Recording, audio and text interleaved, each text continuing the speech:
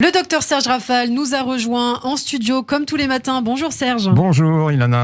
Alors Serge, vous aviez envie de revenir ce matin sur l'importance de l'activité physique encore une fois et du temps qu'il faut y consacrer pour être ou rester en tout cas en bonne santé. Oui Ilana, car l'OMS vient de déclarer que 5 millions de décès par an pourraient être évités si la population mondiale était plus active. Je le répète régulièrement dans cette rubrique, bouger est primordial pour la santé, bouger est essentiel pour prévenir les maladies cardiovasculaires, le diabète de type 2, le cancer, réduire les troubles anxio-dépressifs, atténuer le déclin cognitif, améliorer la mémoire, entre autres. C'est un constat d'échec pour l'Organisation mondiale de la santé. Oui, en quelque sorte, puisque l'organisation a émis des recommandations en 2010 et ne peut que constater qu'un adulte sur 4 et 4 adolescents sur 5 ne les suivent absolument pas. Malgré une jolie formule pourtant incitative, être actif physiquement ajoute des années supplémentaires à la vie et un supplément de vie aux années. Le président de l'OMS ne peut que déplorer ce fait incontestable. Le monde ne bouge pas assez. Bon, quelles sont les lignes directrices du plan donc, qui court jusqu'à 2030 ?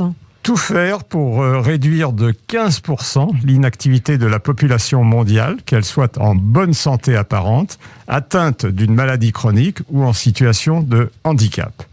Il est conseillé aux enfants et aux adolescents d'avoir 1 heure d'activité physique modérée par jour et plus soutenue 3 fois par semaine afin de renforcer leur musculature et leur squelette.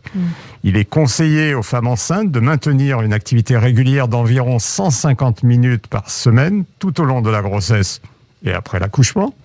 Il est conseillé aux adultes de pratiquer entre 2 à 5 heures d'activité physique par semaine, voire plus.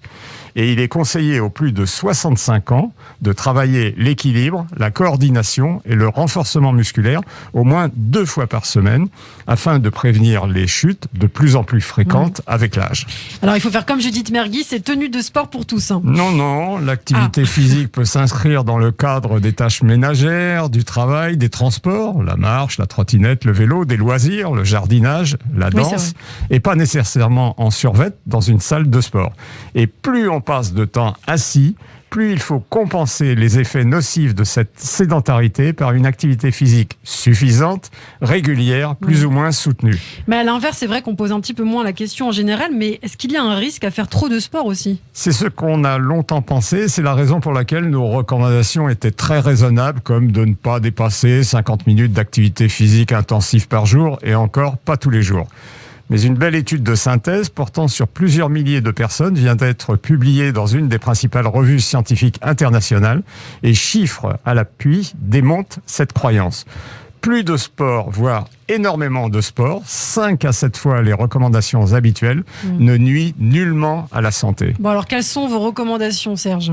Qu'il est impératif de pratiquer une activité physique, quelle qu'elle soit, et même jusqu'à satiété et plus soif. Contrairement à d'autres mauvaises habitudes qui, elles, doivent être strictement limitées ou supprimées.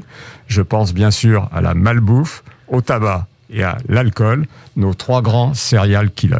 Merci Serge Rafal. Et oui, bouger, c'est la santé, comme vous le dites souvent. On vous retrouve dès demain pour une toute nouvelle chronique santé.